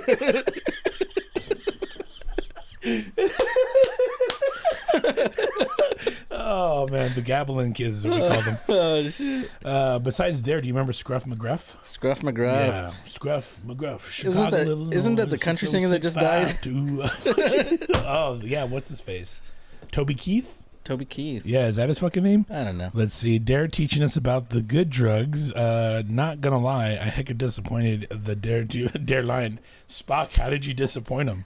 Corn Nut Magazine ads went hard. Yeah, that Slim Jim was huge. Oh, Slim Jim again, wrestling. Yes, Slim Jim, and then also Dave Mirra's BMX. That fucking video game. Remember they used to have him as an unlockable character? Yeah. Dave Mirra was everywhere because they were trying to ride the Tony Hawk. Oh yeah, race. everybody's trying to ride the coattails. Do you remember the skate game, the Toy Story the skateboard game? Did you ever see that? It vaguely is striking something. Yeah, No. I just saw that the other day. I think about when Tony Hawk's Pro Skater came out and how my cousin JD, Cesar's older brother, had all the best mixtapes and CDs. To this fucking day, Cesar and I have talked about it where he would steal fucking JD's CDs. There was so many covers, ska covers, third wave, second wave, punk, all that stuff. But there was like, and the shitty part is like he got all this shit off of Napster, Kazaa, LimeWire, all that shit. A lot of computer aids for these CDs. Yeah. And there was a Ghostbusters. Bustin' makes me feel good. There was a ska cover that they did of it, and it was so fucking dope. We could never find it. And yeah, I just remember like at that time when Tony Hawk came out, that soundtrack, which is my gosh, legendary, dude. I think it defined a kid's fucking generation, dude. Absolutely. I imagine you guys all playing like video games, and then Daniel's like, "Can we go camping?" You know the song and the zip code, Scruff McGruff, Chicago, Illinois, 60652. I'll never forget that. I still have one of those CDs somewhere. Let me know if you have the red one. He had these legendary fucking CDs, man, and they were the old Memorex ones. But shit, that's something else. When you used to have to go, there was a section in the, and I remember going to Circuit City.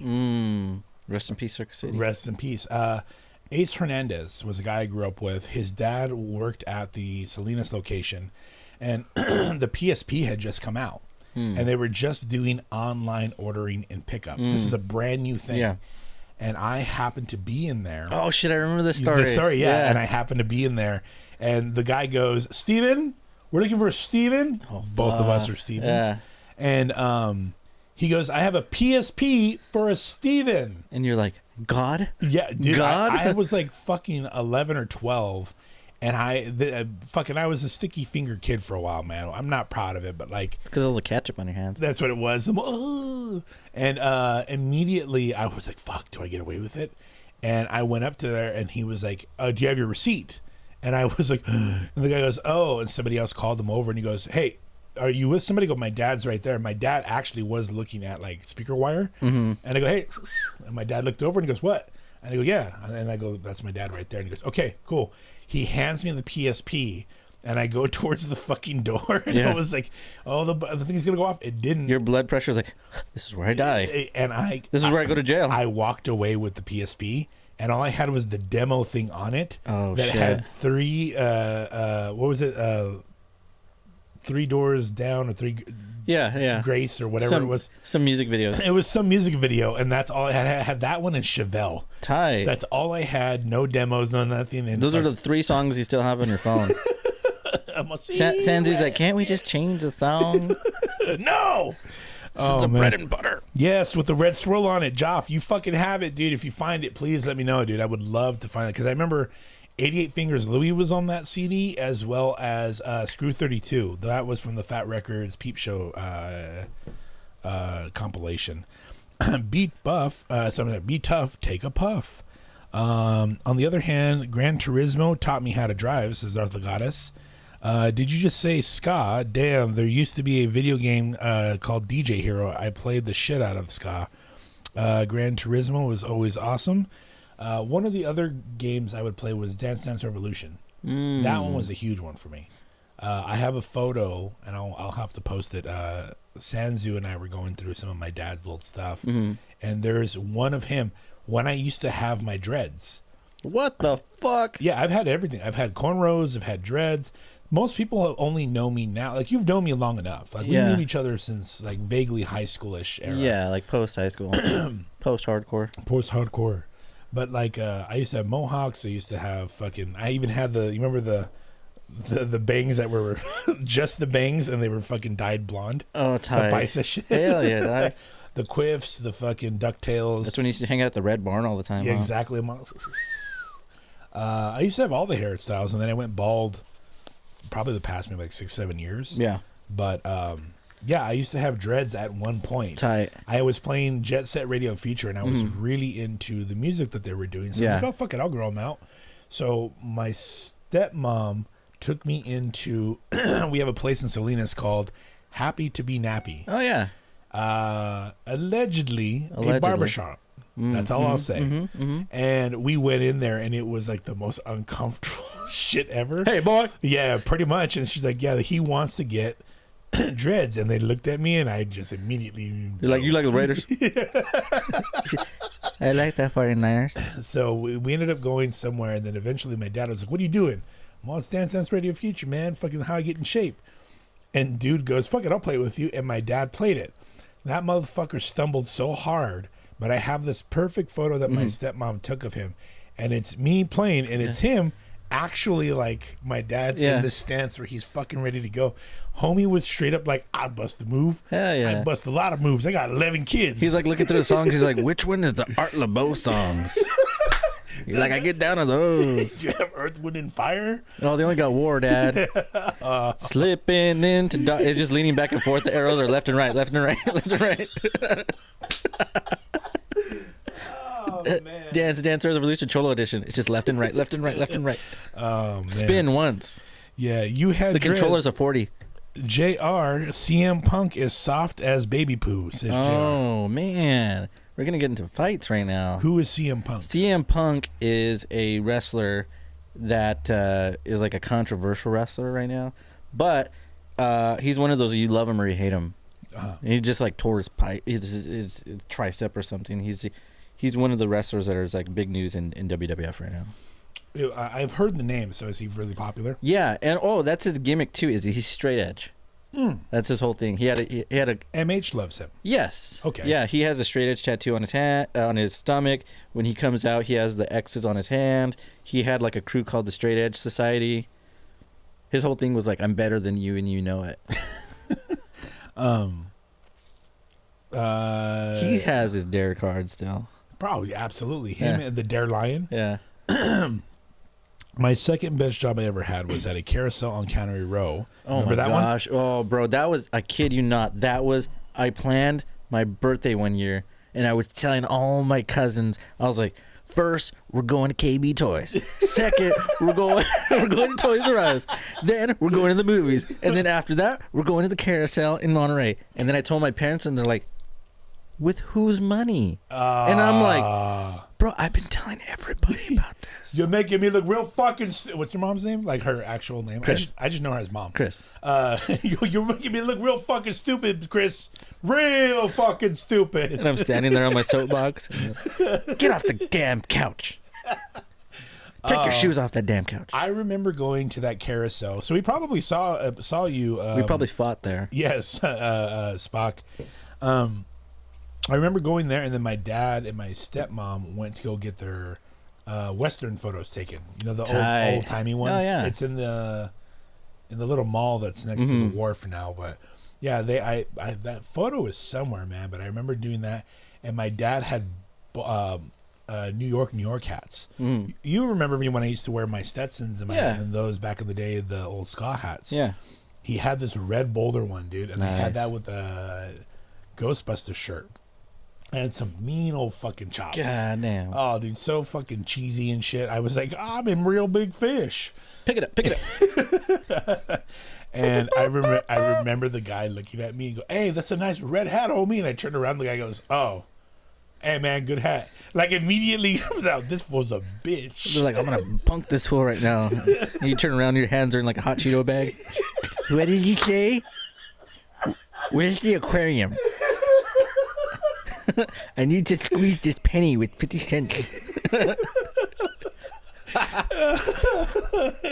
Now it's like a store that sells like Harry Otter Monterey Bay T-shirts. Sanzu used to work in those stores. That's where I first met her. So one of the times your hands touched at the same Monterey Bay T-shirt. You're like, yeah, exactly. Is this love? Yeah, $45. She's like, I know, right? She's like, we take card. Oh man, let's see. Where did the name Sacred 8 come from? Says No Name Collects. It's in the Gnostic Gospel. Yes, it's in the lost archives of the Vatican. The Vatican. Yes, you have to get your +1. Yeah, bro, it's like getting a Costco card. Bro, my sister worked when it was the arcade, and I got free credits. Lol, says fucking. Tell your sister, say what's up. That's fucking Edwin. That carousel itself was over 100 years old and traveled at 11 miles per hour. It was the oldest and fastest carousel in North America at the time. Oh, goddamn. Hey, man. Hey, it's full of ghosts. Exactly. Next on Ghost Hunters. Sanzu's like, this place has always scared me. Yeah, exactly. My Harry Otter hoodie has always been my saving grace. Hey, guys, what's going on our sale? So when I first met Sanzu, she was with another dude at the time that we used to know. They were kind of on and off, and then eventually they just didn't work out. So we ended up staying friends, and we were cool for almost like a year or so. Mm-hmm. And one day she was working down the street, and this lady owns 5 or 6 of those businesses on Cannery Row, back to back. So she would float between the stores, and they sold yoga frogs. What the fuck? Yeah, frogs and just yoga poses and shit. But you'd be surprised, because I know that Edwin worked at one of those as a manager for a few years, and they make like 5 to 10 G's in some of the busy days, dude. Stupid as shit. Yeah, fucking a Monterey hoodie. Do they still have a Dippin' Dots place? Yeah, right next to the fortune teller. Oh, and shit. Zucchini's magic shop. Nice. I feel so bad. There was a guy at Zucchini's. My little brother Dabstro was always into magic. Do you remember when he had his magic phase? Yes, 100%. Yeah. Yeah, he still disappears on me. Oh, bam! And so he sold. Sacred 8 says old. So I remember this guy at Zucchini's being like, "Hey man, I'm gonna go to the Blue Fin. I'm having a magic show. 2 people have taken tickets. They're free. Would you like one?" And I remember looking at Morris and being like, "We both got a tattoo pretty late, dude." And I just remember we were walking to CRBC. And then you see that guy jump off a bridge later. No, we saw him upstairs in the window, and there was 2 people in the entire, and like 20 chairs that you could see, and we were like, fuck. He made the crowd disappear.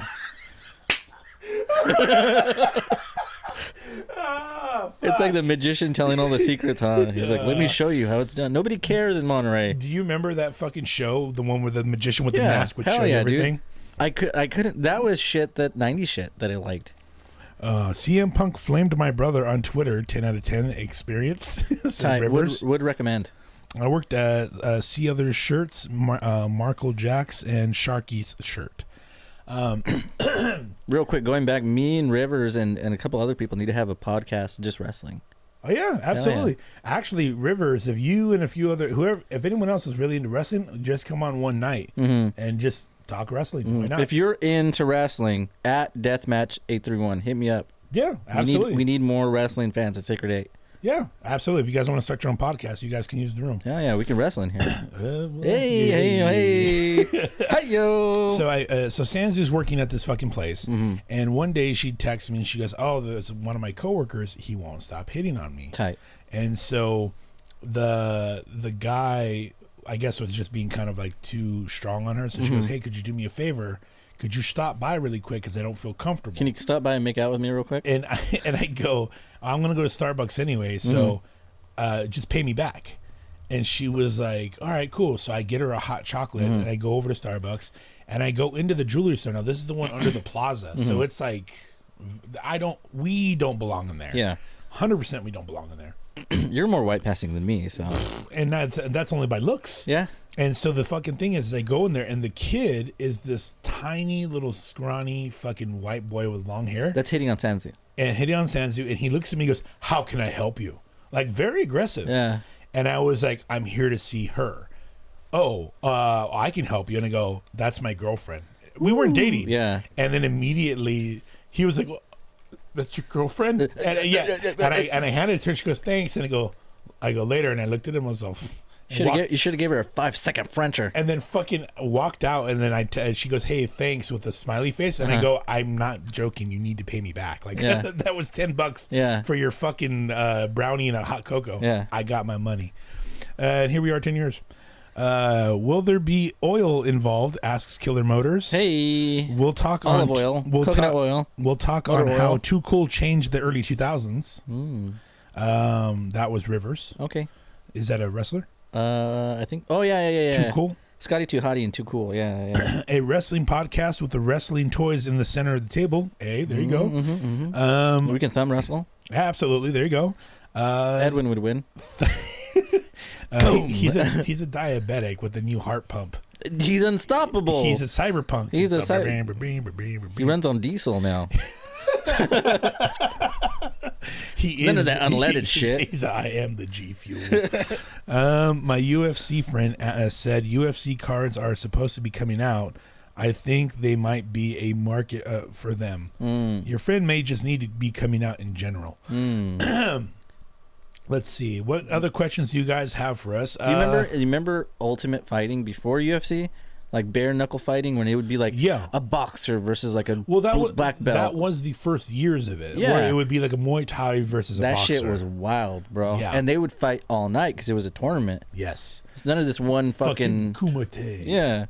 Real quick. Rest in peace, Kimbo Slice. Okay, No Name collects. Where did the name Sacred 8 come from? In the tattoo world, the Japanese lore of things that are like theory. The term is everything that has like really good balance to it has the number 8 in it. So when you're drawing the flow of an art piece or something for a tattoo or whatever it is, you're always going to find the number 8, especially when you're looking at muscle structure. There's always a way that a muscle comes in, comes back out, and revolves around. It literally translates to balance. That's all it is. And as long as we've known each other, we've always talked about one thing, especially because Deathmatch and myself are really big on mental health. Like, absolutely. It's cool because we laugh about a lot of trauma because of our dumb shit, but we also like to know, like, hey, man, like sometimes it's okay to not be okay. Like, that's a fucking big thing for us. Yeah.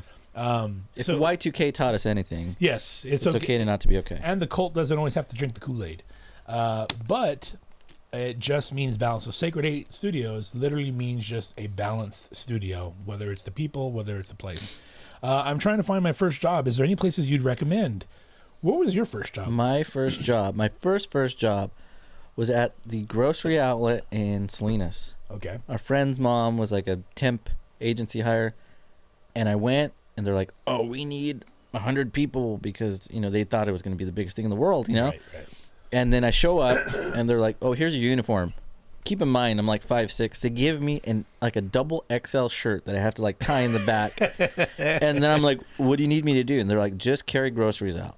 And then after 2 hours, they sent me home. And then my parents couldn't pick me up, so I hung out for another 2 hours in front of a grocery outlet.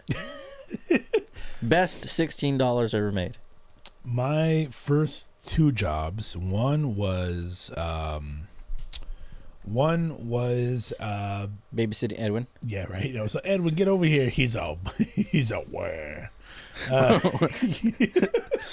I need some milk. Yeah, fucking the big ass baby, the big ass baby from Rugrats.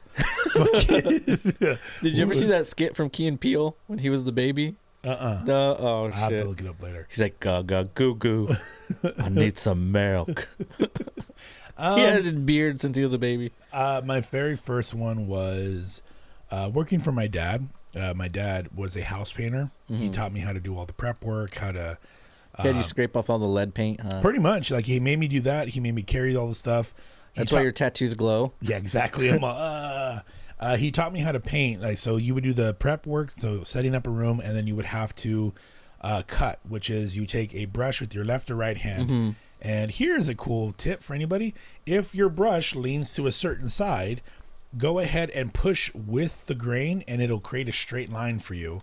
But he taught me how to be ambidextrous and how to cut. A straight edge? Yes, sorry. Bam, bam, bam, bam. No, I'm almost straight line.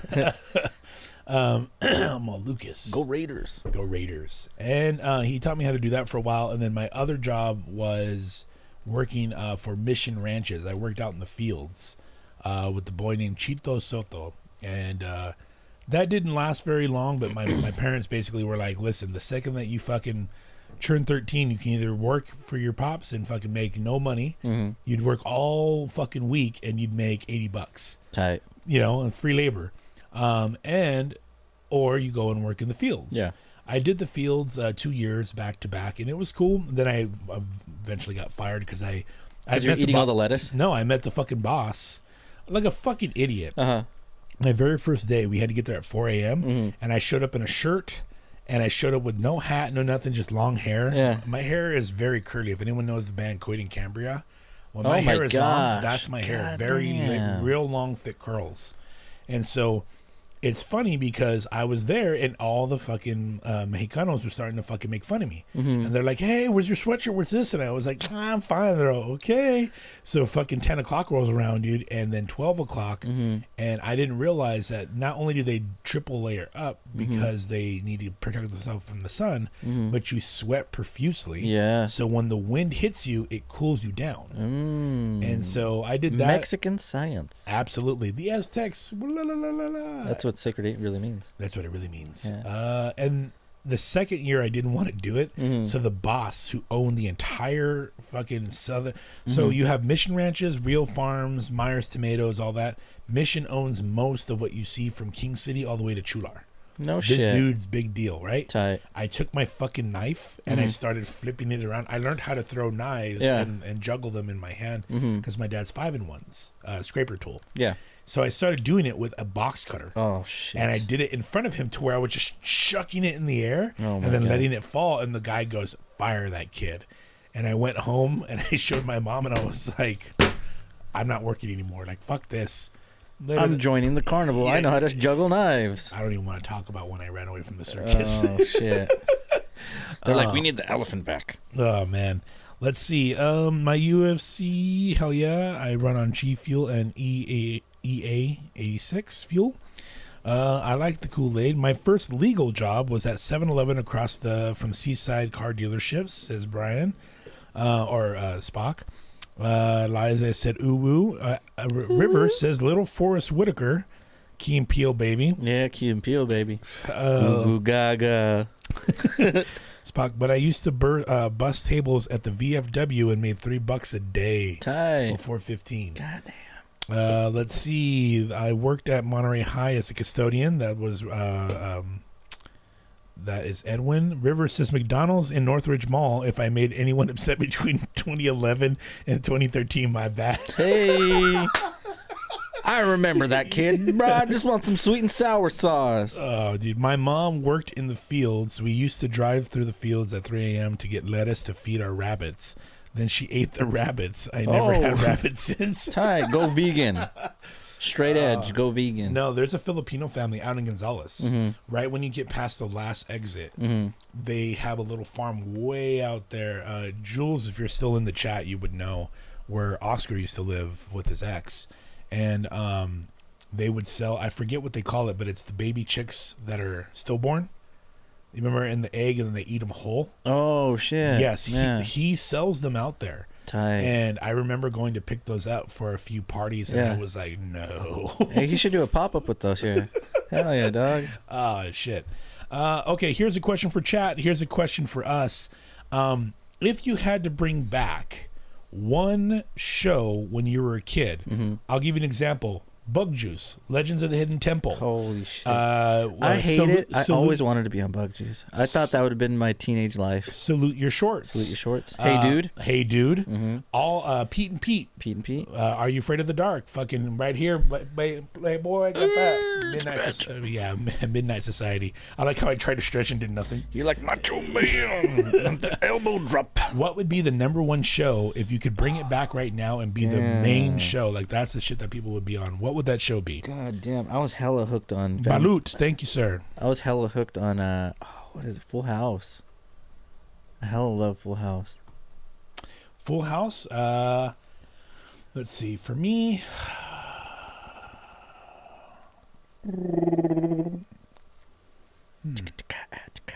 Oh, yeah. Doug. Fuck, man. I think for me, mine would be the Outer Limits. Oh, shit. Outer Limits was something that I absolutely...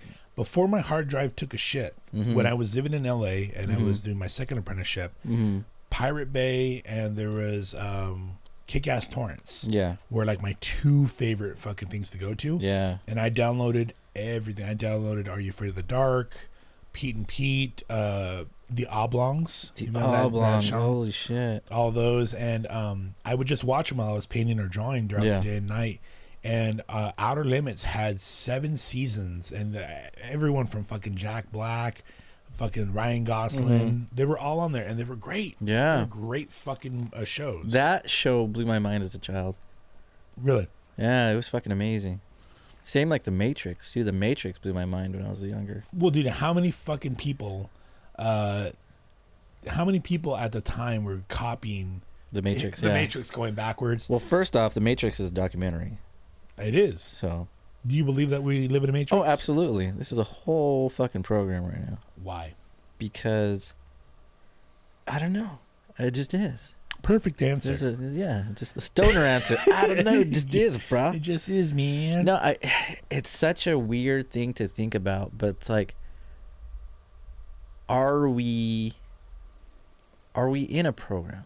You know what I mean? Like, have you ever seen those things like on Instagram? Like I call it like the edge of the internet, but like those back room.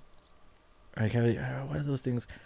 It's like liminal spaces, like spaces that you're not supposed to be in. Like this. If you ever go, you're not on TikTok, huh? I'll go on TikTok if it's interesting enough. There is like I was showing this to JB, but I have a. If anybody wants it, let me know. I can go ahead and put it as a link on my Brushes of Doom thing. But I create a lot of playlists for friends, and I have this one called Saturn Burns, and it's my. I've been told it's like a brain scratcher. Ooh, okay. I like listening to this playlist when I don't have anything else in the world I want to listen to. I decompress. Yeah. And a lot of it I find through TikTok liminal space videos where it's just people that are taking AI and they're taking synth music and they're just creating empty spaces. Oh my god. It's really good. Like Send that to me. I definitely will. But the back rooms and a lot of that stuff would be absolutely up your alley because they're mixing those with SPCs now. For anybody that doesn't know, an SEP is Secure, Contain, Protect. There's a shitload of them. Infographics does a tremendous amount of them where they tell you about all these extra lore stuff on YouTube for free. Also, if you wanted to check out, I guess it was a PBS show that was popular in schools when we were out of school. Wishbone? Wishbone. What's the story, Wishbone? I remember him in the Revolutionary War one when he's moving the barrel. You're like, this dog is going to end the Civil War. The other one is... He took the bullet for Lincoln? Ancient Mystery. It's Ancient Mysteries with, is it John Green, I believe his name is? But they do infographics about mythology. They do it about science. They do it about stuff like that. Where like, are we living in a simulation? I love that shit. Anything educational is up my alley. Let's see really quick. Bill Nye the Science Guy, Knight Rider. Dirk Gently. It came out like 10 years ago, but I love the books and show. Bill Nye was freaking awesome. Do you remember the other guy? The other guy that was like a science show? Beekman's World. Beekman's World, yes. Holy shit. Yeah. Who was also on Gullah Gullah Island as one of the voice actors. Let's see. That was... I want to see Hasselhoff drunkenly eat a burger off of Kit's hood. No Names asks, what was that show about? I think he's asking about Outer Limits. Outer Limits. For anybody that doesn't know No Name, that is my little cousin / I guess you can call him. In Hispanic families, you kind of say that like the littlest cousins of your cousin's kid would be like your nephew. Yeah. In a way. So I guess we're just going to call him my nephew. Yeah, we're just going to call him my little nephew, man. He is, what, like 13, 14? No, 15, I believe.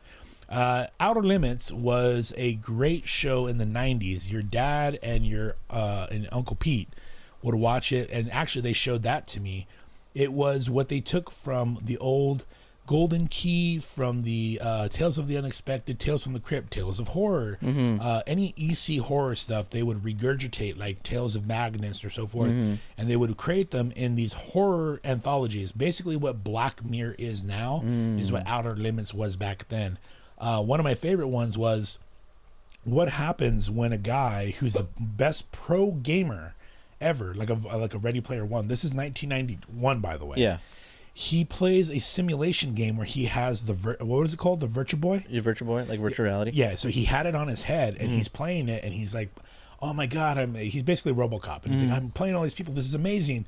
And then he's like, "I'm fighting, and I'm doing this," and they go, "You need to get out of the game." And he keeps hearing that somebody yell at him. So at the end of the fucking episode, he comes to find out that he's like, "Oh my god, I live in that game," and they keep trying to get him out of the game. And they come to find out that, no, dude, you're a paraplegic. You got hurt many years ago. You're in an experiment, and every time that we fucking put you in a reality, you somehow deep dive into another reality. So he's jumping into other universes. Yeah. So he's actually a paraplegic, and he's running from them. But every time he gets in there, his mind gets erased. Did you ever see that movie where it was like the army guys in the haunted house? Yes. That was on Netflix. Yeah. That is a great one. The one that I want to tell you about, I'll have to look it up. If anyone knows it in chat, please let me know. It's on Amazon, but it's about a guy who believes the world is a simulation, and that he actually... Story of my life? And he crashes the supercomputer and basically resets the universe. Fuck, I need to see this. I'll have to show it to you. It's if you have Amazon Prime, it's there. But yes, to No Name, there you go, my man.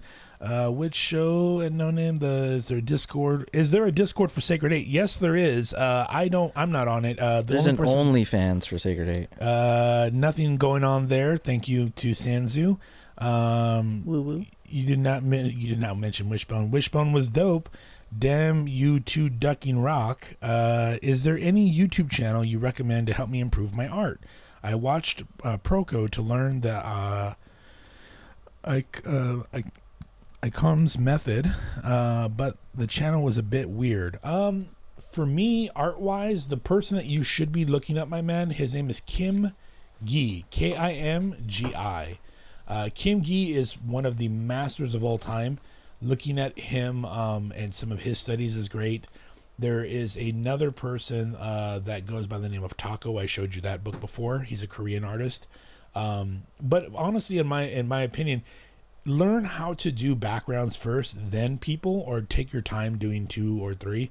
All the time here, I actually have one of my sketchbooks. I finished 3 different sketches today. Let's see. This one is what one of my nieces said. She goes, I want you to despair, and she meant disappear. So I said, how to despair like a magician. We have, oh God, magic isn't real. And this is like some of the stuff I think I've showed you before. Hellboy, Art Adams. There's another one by Patrick Reynolds. This one was some Russian artist I really wanted to study. I don't know if you guys can see that. There's a Batman, something I just did out of my head. This one is probably one of my favorite. A Stephen Green Hellboy versus the Werewolf. Godzilla, something I did. And then a Dave Gertine piece. And this is the one I was showing Stephen earlier, my rendition of that scene from Snowpiercer. I always recommend that if you're going to do anything artistically, find somebody that you really like their style, and then practice the backgrounds, and then do that for half the day, and then the other half the day go ahead and do it with like a person or whatever you have. And the real reason why that's super important is because you want to learn to be well-rounded in everything, my dude. As far as other channels I would recommend, I would say, I mean, honestly, one of the true blue ones, Bob Ross. That's one of my favorite things that I love watching with gouache, is I watch Bob Ross videos and go straight into it. Master Shredders at the table. Here is the Discord channel. That is for Sacred 8. There's no link, uwu. You can't see the link. Oh, yeah, I love that Hellboy one. Killer, no link. How about now? I just posted again. We don't do Discord at the moment, man, but what I would say is we're probably going to find a way. If you guys are on Facebook, we do have the Facebook group. You guys can talk to each other. But I think we're going to try to find something else that we can do that it's easier for like the streams and so forth. So go ahead and let me know, because I know we don't fuck with the Discord that much. And yeah, we'll make it easier. But either way, or we'll figure it out later. Question. Remember? Yes. Okay, Hellboy. Yes. The first version, second version. You asked what was my favorite movie. Yeah. Of course, Guillermo del Toro's rendition with Ron Perlman, absolutely phenomenal. Found Ron Perlman, as well as Doug Jones and a few other people, Guillermo del Toro did when he did Blade 2. Okay. Because he directed that movie. No shit. And so, and for anybody that else doesn't know, Iman, fucking Donnie Yen, it was the guy with the sword. Of course, they made the Asian guy the dude. Good night, dudes. Thank you so much, dude. Let's see. That's Shredder. I like Guillermo del Toro's version, but they never finished it. 100%. The cast was strong. The first one was solid. I liked David Harper's version. I hated the fact that they added all the rock music, the inconsistencies of it. But as somebody who's actively read everything Hellboy, again, one of the ones I've recommended to you is Hellboy in Mexico. Yeah, when he fights with the Esteban brothers, and that was in the second adaptation, right? That was in the very first one. That's based off the book. They have 5 different books in the second one. So if you read any of Hellboy, you would have enjoyed it, because they absolutely applied everything that you love about the character. Were they going to make with the Ron Perlman version, were they going to make it 3? They were supposed to do a trilogy, and it just flopped. Nobody wanted it. And the hard part is you could have just given it to Perlman. Yeah. You could have just given it to him, but the studio was like, nah, it's not going to do well. The problem with stuff like that is... See what happens, and they cut it, and then he starts Sons of Anarchy. What the fuck? Well, the other thing, too, is like, what's his name? Not Mark Wahlberg, fucking... Matt Damon. He used to say it in an interview where how they made their money back in the day was they absolutely would never have to make money in a theater. It would be residuals. They would do it through rentals. They would do the merchandising, marketing, whatever it was. They made more money that way. Now with streaming, there's none of that. Oh, shit. So they have to depend on something being a blockbuster, just being good, or having to take a risk. Yeah. So Harper could have done way better, but the Baba Yaga was fucking rad. They showed like dismembered kids. And here's the thing. I don't like kids, okay? If they're my friends' kids, I'm cool with them. Yeah. Absolutely. But in movies or in books, that doesn't bother me when you see a child or a pet get hurt, because the world is a terrible place. I read very dark books. I like seeing someone who's that dark get their fucking comeuppance in that world, because of like, oh no, I'm going to insinuate something. Then you're kind of cheating the story for what it is, because Hellboy's universe is about lore. So everybody is either some deity or some type of demon or something. They're terrible things. Show why they're terrible, and show why Hellboy's better than them and why he saves it. But did you like one or the other yourself? And see, that's where I guess I'm that 90s kid, because the first ones were the ones we got, and I enjoyed them. Kind of like Tobey Maguire's Spider-Man. Yes. He's always going to have a special shit on those movies or not. You know, they were always just good because that was what we got. That was all we had. Right. You know, like the original, as shitty as they were, like the first X-Men movies. Yeah. You know, they were the shit when they came out, dude. To see what Hugh Jackman turned into, like a buff dude. Yeah. Versus the first one when he came out and he's supposed to be super ripped, and then you see him and he looks like a pipsqueak. Yeah. You know? It's funny, but like you said, do you know what happens to a frog when lightning hits it? Yeah. Oh my god. Hell yeah. But they were great. Yeah. They were great movies for the time.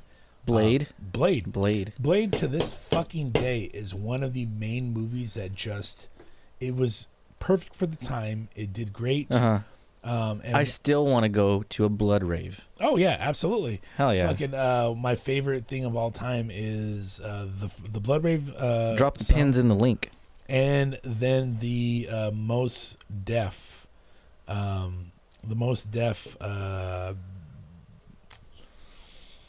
Eye Against Eye, when it's in the second one, when they're walking into the second club, and where he's talking to him, and it's Ron Perlman against Blade. Yeah. And he's like, He goes, it would be so easy. And he goes, he's got you, Chupa.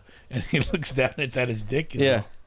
Yeah. Like, such a great thing. And the way that they portrayed, that's like one of my favorite tattoos I've ever done in my life is, or sleeves in general, has been my nephew-in-law, my niece's husband, that has the Guillermo del Toro sleeve. Yeah. And he has the Reaper, the yeah. Reaper vampire where he's like, Obish, merci, Obish. Well, fucking A, man.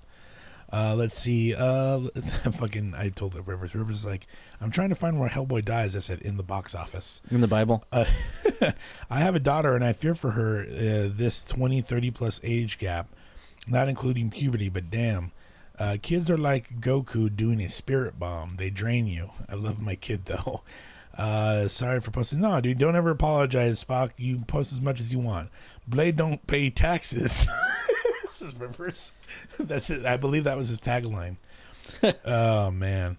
Why are you sorry? It's a chat. Absolutely, man. We keep the chat here, not Discord. Before we end tonight, thank you guys for hanging out with us for this entire episode. Also, we're hoping that the boys feel much, much better. Or not. Yeah, or not. Or you not. know, whatever. Hey. What has to be the top 3 movies? You're stuck on an island. You have a volcano, and you have a VCR. What are the 3 movies that you're Do you remember keeping? that Tom Hanks movie where it was like Joe versus Volcano? Yes. Oh, shit. What are the top 3 movies that you are keeping, and the top 3 movies that you're going to throw into that fucking volcano? Oh, man. Back to the Future 2. Okay. I'll die on that hill. God damn, what other movies? Spider-Man 2. Okay. I don't know. I'd be like, screw it. Give me a random one to take on as a third one.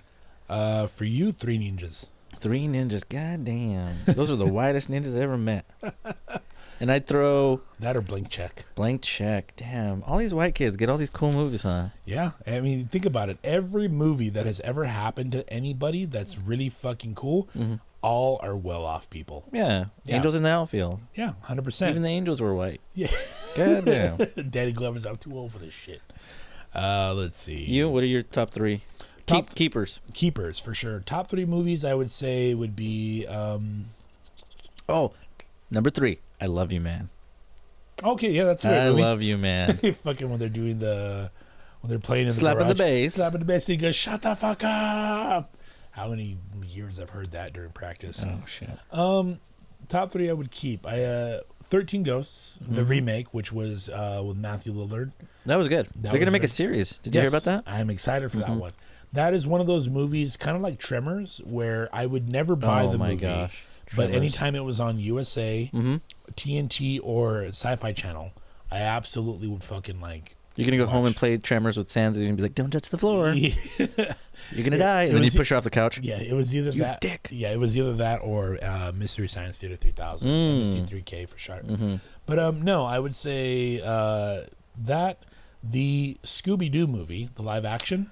The Island one? What's the one? Yeah, the spooky. Well, that's the first one. Oh, okay, nice. Yeah, that one to me, I don't give a fuck what anyone says. That is a funny, great ass movie, and I'm a huge Scooby Doo fan. Pup named Scooby Doo, everything. Like Scooby was such a fuck huge. You, thing. Scrappy Doo. Oh, dude, and you throw him off a bridge. Mr. Bean was in there. Everything. I love that movie. MXPX's version of the theme song was pretty good. But I think of that. But the thing that always makes me laugh is when they're trying to hide from the villains. This is the same time as Speed Racer with I forget what's his name, but it had Christina Ricci in it and John Goodman. That's a great fucking adaptation. Oh yeah, so many fucking movies that try to do anime right do it wrong. Look at that fucking movie. That's how you do an anime movie. But I always think about the Scooby Doo one on when they're hiding from the luchador. He's the random luchador that's in the island that's the bad guy with the midgets. Yeah. And Scooby and Shaggy keep doing a farting contest. And they we gotta hide quick. And it literally, the camera moves over, sees the luchador come, sees the goons come, and then it goes back to them, and they're all dressed up as wizards and knights. Oh, yeah. Yeah, and he goes, what does that smell? Like, oh no. And then he farts and the thing just explodes. Yeah. I don't know why that shit to this day will tickle me fucking pink on that shit. And now that I know the Magic players here, especially Bri, he's funny because anytime he plays a card that he wants to fuck over one of the guys, you'll hear him in the back and he goes, Bree. Oh, like, you'll hear it in the distance, and I fucking lose my shit. I don't know why that makes me laugh, dude.